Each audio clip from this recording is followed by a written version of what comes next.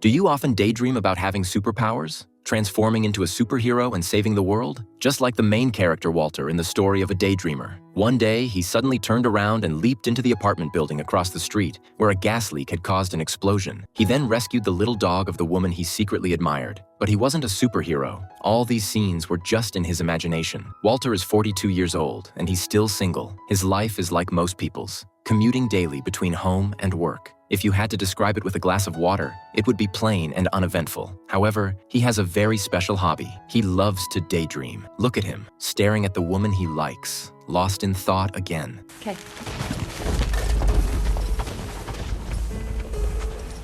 The ice, Jace. She moves like a woman. Walter is the manager of the film department at a magazine company, which essentially means he's the photo archivist. He's responsible for storing all the photos that appear in the magazine. But today, the company went bankrupt. To put together the final issue, the company decided to use the number 25 photo sent by renowned photographer Sean as the cover. However, when Walter checked the film, he couldn't find the number 25 photo anywhere. Along with the film, Sean had also sent Walter a wallet and a letter. The wallet had a few life mottos printed on it. These words were meaningful, and maybe, at this moment, they could help someone who's feeling lost. The letter roughly said, while taking photos, Sean had been stitching up his gunshot wound. There was even blood on the film. Sean was an artist who risked his life for photography, and that's why he had become a legendary figure at the magazine. Every photo Sean sent was used as the cover, and each one was a hit. But now, for this crucial final issue, there was no photo. The manager sent by the buyer had already arrived to rush for Sean's photo. Walter could only say the photo was still being prepared, but the manager thought Walter wasn't focused on his work and was instead playing with a figurine. They ended up in a fight.